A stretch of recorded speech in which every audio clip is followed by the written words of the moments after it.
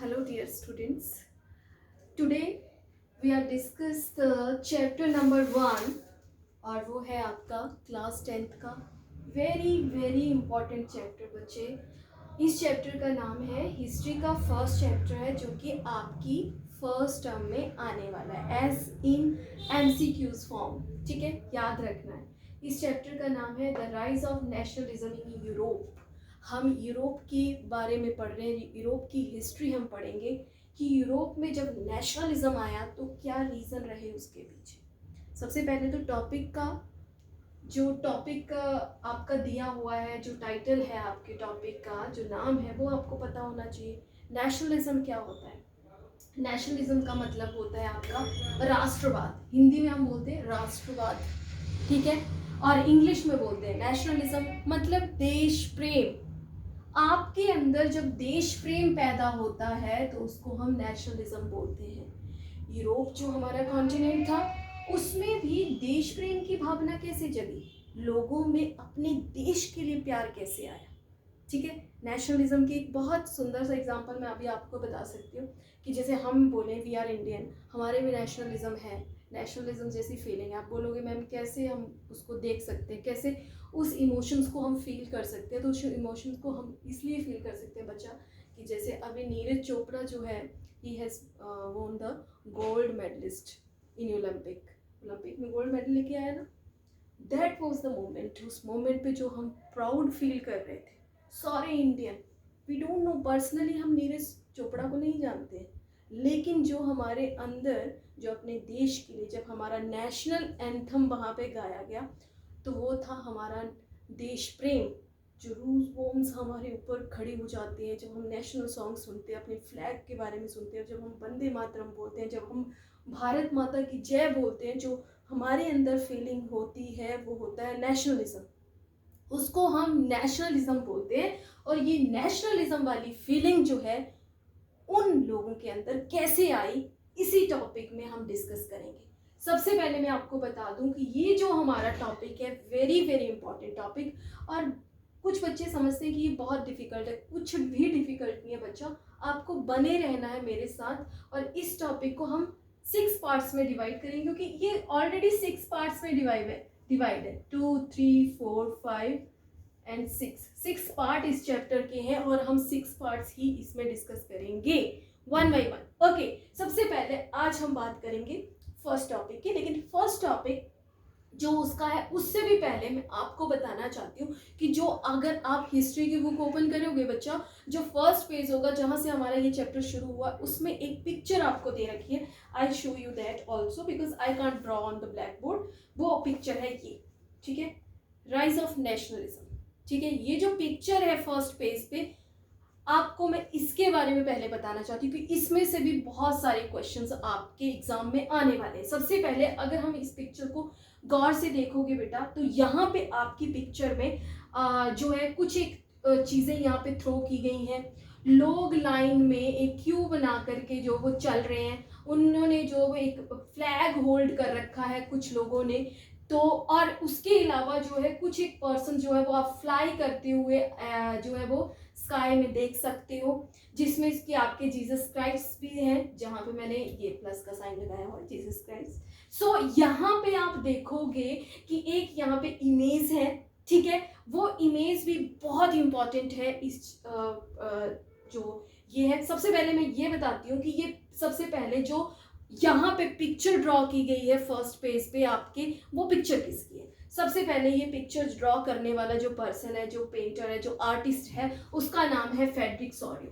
1 marks का question, पहला ही 1 marks का क्वेश्चन आ सकता है कि किसने ये पेंटिंग बनाई है, तो किसने ये ड्रॉ किया है? फ्रेडरिक सोरियो ने ड्रॉ किया है। कौन है वो? फ्रेंच आर्टिस्ट है वो, याद रखना है, फ्रेंच कंट्री से रिलेट करता है। उसने एक सीरीज बनाई है बेटा, जैसे हम बोलते हैं ना एक फिल्म आती है आपकी एक सीरीज में दूसरी में, उसी तरह से उसकी सीरीज में उसने जो वो पेंटिंग बनाई है। इसकी 4 पेंटिंग्स हैं, जिनमें से वन ऑफ देम एक ये है। और इसमें जो है वो ये क्या दिखाना चाह रहा है, ये इसका ड्रीम है। This is only the Sorio dream, जो एक ड्रीम सोच रहा है वो बैठ के, ख्वाब है उसका, ड्रीम है उसका। क्या सोच रहा है कि उसका ड्रीम है कि सारे जो आपका यूरोप है वो एक डेमोक्रेटिक और सोशल रिपब्लिक बन जाए। तो what is the dream of this picture, इस पिक्चर का ड्रीम क्या है, क्या उसने जो है वो सोचा है। 1 मार्क्स का क्वेश्चन अगेन, एक डेमोक्रेटिक और सोशल रिपब्लिक की वो बात करता है, डेमोक्रेसी की वो बात करता है, वो नेशनलिज्म की बात कर रहा है इसमें।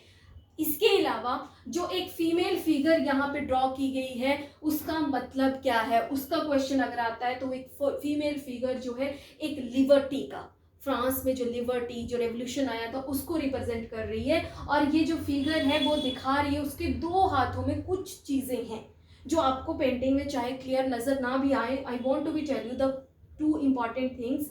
वो है, एक है टॉर्च ऑफ एनलाइटमेंट, एक हाथ में उसने जो है जो फिगर जो स्टैच्यू बना हुआ है वहां पे वुमेन का वो रिप्रेजेंट कर रहा है क्या लेके, एक हाथ में टॉर्च है उसके जिसको हमने बोला टॉर्च ऑफ एनलाइटमेंट जो कि नॉलेज दे रही है लोगों को। दूसरा वाला जो है the charter of the right of man जो कि लोगों के कानून के बारे में, लॉज के बारे में बता रही है। तो इसके हाथ में 2 चीजें हैं, आ सकता है कौन सी है, एक में उसने टॉर्च ऑफ एनलाइटमेंट है और दूसरे में charter of rights of man. Clear. इसके बाद और इसी पैराग्राफ में आपको पूछा जा सकता है question, he talking about the absolutist, वो एब्सोल्यूटिस्ट को हटाना चाहता है कौन, फ्रेडरिक सोरियो। फ्रेडरिक सोरियो का ये ड्रीम है कि वो चाहता है कि एब्सोल्यूटिस्ट यहां से हट जाए फ्रांस से, और फ्रांस जो है विदाउट एब्सोल्यूटिस्ट। अब आप बोलोगे एब्सोल्यूटिस्ट क्या है, यही क्वेश्चन आ सकता है, डेफिनेशन ऑफ एब्सोल्यूटिस्ट की वो आपसे पूछ सकता है। तो एब्सोल्यूटिस्ट का मतलब होता है monarchial power, monarchial centralised power. एक पर्सन के हाथ में जब पावर्स होती हैं, जब वो सारे कंट्री किंगडम को अपने अंडर ले लेता है and he don't care about the people, लोगों के बारे में नहीं सोचता है, उसको हम बोलते हैं मोनार्की पावर, उसको हम बोलते हैं एब्सोल्यूटिस्ट। ठीक है। दूसरी उसने बात करी है ओटोपियन की। अब ये utopian words that is also asking in your exam, पूछा जा सकता है। तो ओटोपियन वर्ड, ओटोपियन सोसाइटी की वो बात कर रहा है। ओटोपियन का मतलब क्या है, एक ऐसी आइडियल सोसाइटी जिसमें सब कुछ हो, जिसमें सभी लोग आराम से रहें, किसी प्रकार का कोई प्रॉब्लम ना होने, वो होती है एक utopian society. Utopian words mean एक आइडियल सोसाइटी की उसने बात करी है जो सिर्फ ड्रीम में हो सकती है, रियलिटी में पॉसिबल नहीं है, अकॉर्डिंग टू एवरी पर्सन। जैसा सोरियो ने सोचा है वो एक ड्रीम है कि ओटोपियन सोसाइटीज होनी चाहिए हमारी। इसके अलावा और क्या इंपॉर्टेंट क्वेश्चन आ सकता है यहाँ से, एक इंपॉर्टेंट क्वेश्चन और आ सकता है कि what is the difference between the national state and the modern state.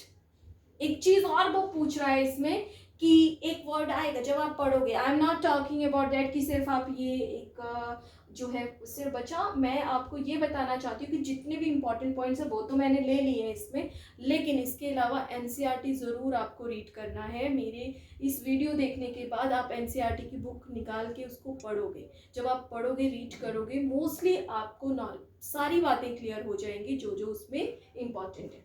So national state, अब एक नेशनल स्टेट की भी इसने बात करी होगी। नेशनल स्टेट का मतलब क्या होता है, नेशनल स्टेट का मतलब होता है बेटा एक ऐसा स्टेट, एक ऐसा कंट्री जिसमें हमारी सेम आइडेंटिटी है, सेम हिस्ट्री हम शेयर कर रहे हैं और सेम स्ट्रगल हम शेयर कर रहे हैं, उसको हम बोलते हैं नेशनल स्टेट। और नेशनल स्टेट जैसे इंडिया, इंडिया में हमारी सेम हिस्ट्री है, हर पर्सन के ऊपर हम बताते हैं हमारे ऊपर अंग्रेज जो थे वो रूल ओवर करके गए हैं 200 ईयर्स, सेम हिस्ट्री है सबकी ना, ऐसा तो नहीं कि मेरी अलग है आपकी अलग है, नहीं सेम है।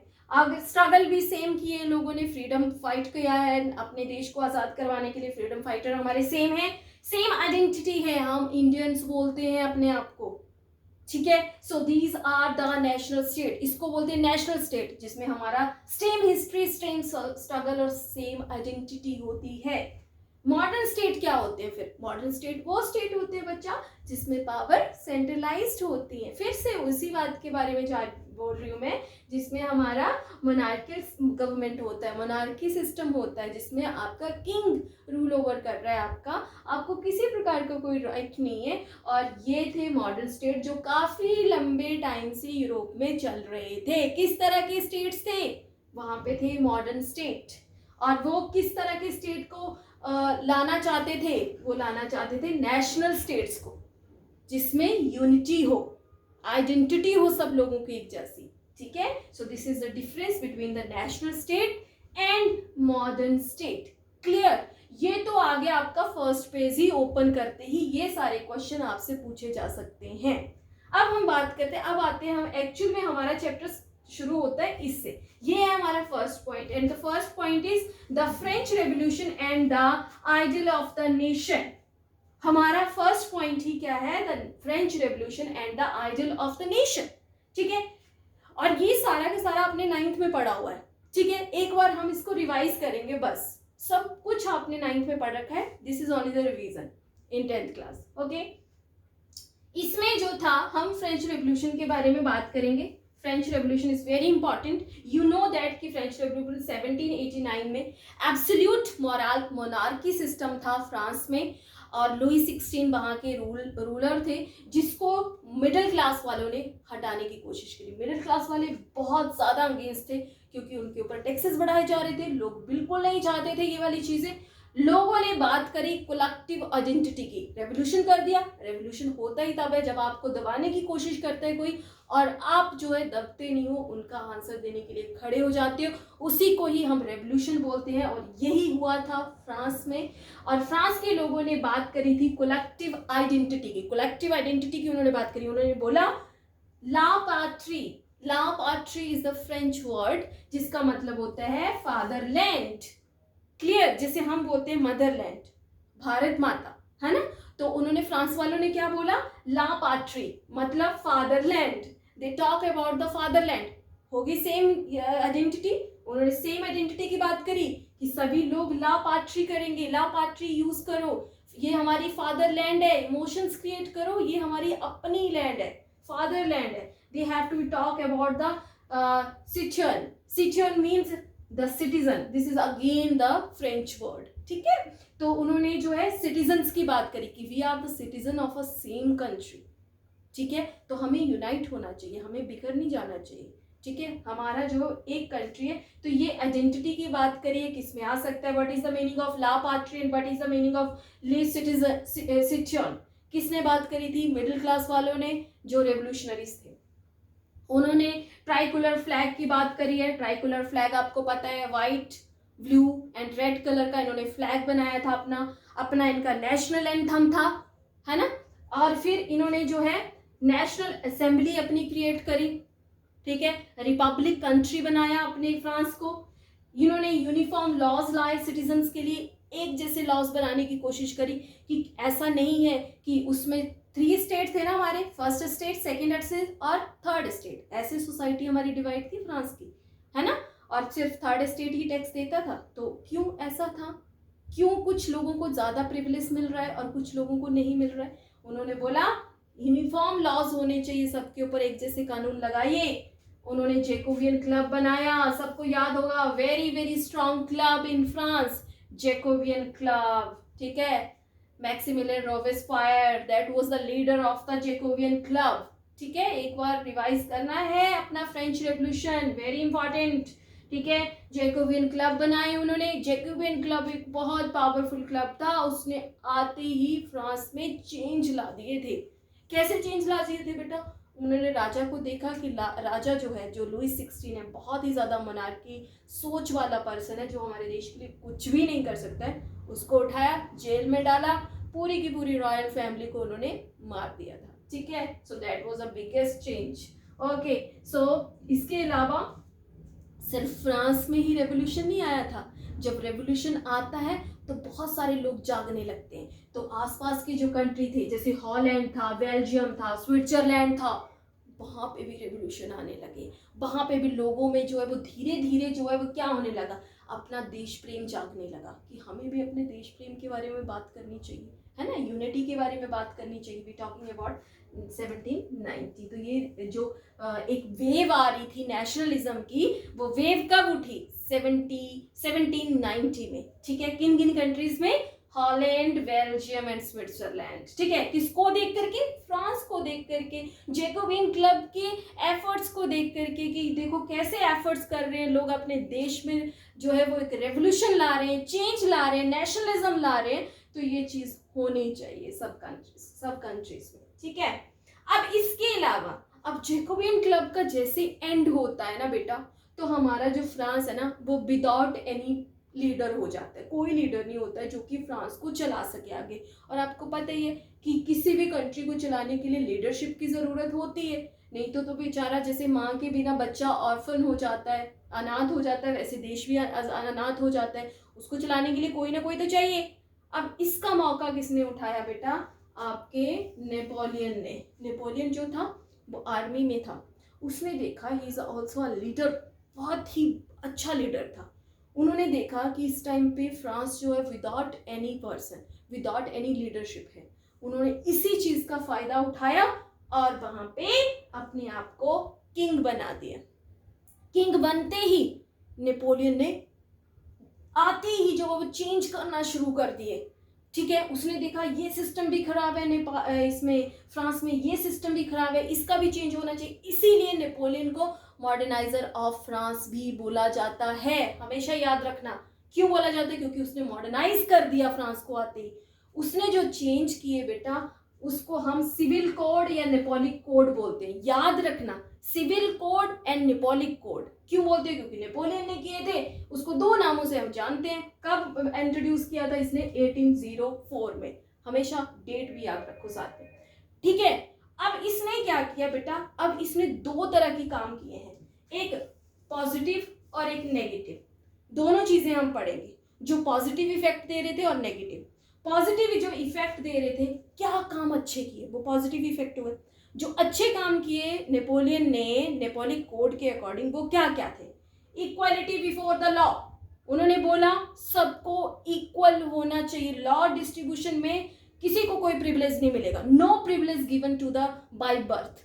नहीं तो क्लर्जी को, ठीक है, आपकी क्लर्जी जो थे, नोबेलिटी जो थे, उनको बड़े राइट मिल जाते थे, जन्म लेते अच्छी खानदान में पैदा हुए, इनको तो सारे राइट। ऐसा कुछ नहीं था। नेपोलियन ने बोला सबको राइट मिलेंगे एक जैसे, कोई गरीब नहीं, कोई अमीर नहीं, ठीक है।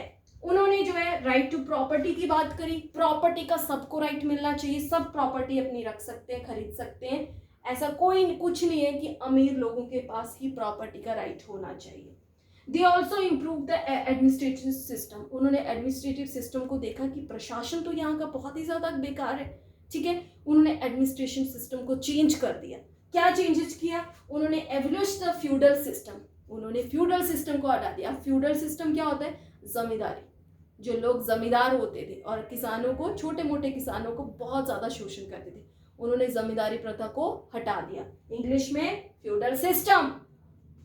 Improve the transport and communication system. इसके अलावा इन्होंने देखा कि किसी भी देश को अगर स्ट्रांग बनाना है तो उसका कम्युनिकेशन स्ट्रांग होना चाहिए और उसका ट्रांसपोर्ट जो है वो ठीक होना चाहिए, ताकि लोग एक जगह से दूसरी जगह अपना व्यापार भी कर सकें और कम्युनिकेट प्रॉपर तरीके से कर पाएं। तो इन्होंने इम्प्रूव किया ट्रांसपोर्ट एंड कम्युनिकेशन सिस्टम। इसके अलावा बहुत बड़ा चेंज और किया, और वो था weights and measurement system. Weighing और किलोग्राम, ग्राम, सेंटीमीटर, मीटर, ये किसने इंट्रोड्यूस किए? नेपोलियन ने। कब किए? 1804 में। किसके अकॉर्डिंग? नेपोलिक कोड के अकॉर्डिंग और सिविल कोड के अकॉर्डिंग। तो ये थे इसके बहुत अच्छे चेंज जो इसने किया था, जिसको हम नेपोलियन के प्लस पॉइंट बोलते हैं। नेपोलियन ने पूरे फ्रांस को हिला के रख दिया था बच्चे, पूरे फ्रांस को। फ्रांस के अलावा पूरे यूरोप को हिला दिया। अपनी जो जो चीज़ें उन्होंने करी, लोग तो हैरान हो गए कि नेपोलियन ने आते इतने चेंज कर दिए। इसके अलावा वो एक बहुत अच्छे लीडर भी थे, बहुत अच्छा बोलते भी थे। लोगों ने सुनने के लिए तैयार रहते थे। कितना अच्छा बोलता है, जो कोई अच्छा बोलता है लोग उनको सुनते हैं, उनकी प्रेज करते हैं। तो नेपोलियन उन लीडर में से एक था। लेकिन प्रॉब्लम कहाँ पे आई कि कोई अच्छा लोग भी होता है, लेकिन उसमें कोई ना कोई तो ऐसा चीज़ होती है कि लोग उसका जो है वो उसका नेगेटिव फीडबैक भी रहता है थोड़ा बहुत, और नेगेटिविटी भी इसने दिखाई है। वो क्या था? अच्छा नेता तो था, लेकिन कुछ एक चीज़ें इसने अच्छी नहीं करी। सबसे पहले इंक्रीज द टैक्सेशन। टैक्स को बढ़ा दिया इसने। टैक्स जो था वो बढ़ गया फ्रांस में। लोग परेशान होंगे कि नहीं परेशान होंगे? हुए परेशान। सेंसरशिप लगा दिया। अब सेंसरशिप क्या होता है? सेंसरशिप होता है बेटा कि अगर मैं चाहूँ कि मुझे जो है पोम लिखनी है, कोई मुझे आर्टिकल लिखना है, मुझे न्यूज़पेपर में कोई आर्टिकल देना है, नहीं, मैं नहीं दे सकती। क्यों? क्योंकि जब सेंसरशिप लगा होगा तो मुझे पहले अपने लीडर से पूछना पड़ेगा। लीडर कौन था? नेपोलियन। पहले नेपोलियन से सैंक्शन करवाओ कि आपका आर्टिकल पब्लिश करने लायक है कि नहीं है। आप तो गवर्नमेंट के खिलाफ कुछ नहीं बोल सकते हो, ठीक है। तो ये सेंसरशिप होती है। सेंसरशिप लग गई, लोग फिर से बंद गए, लोग अपने विचार व्यक्त नहीं कर सकते, can't be express their emotions, their ideas. लगी रोक, लोग खफा हो गए। किससे? नेपोलियन से।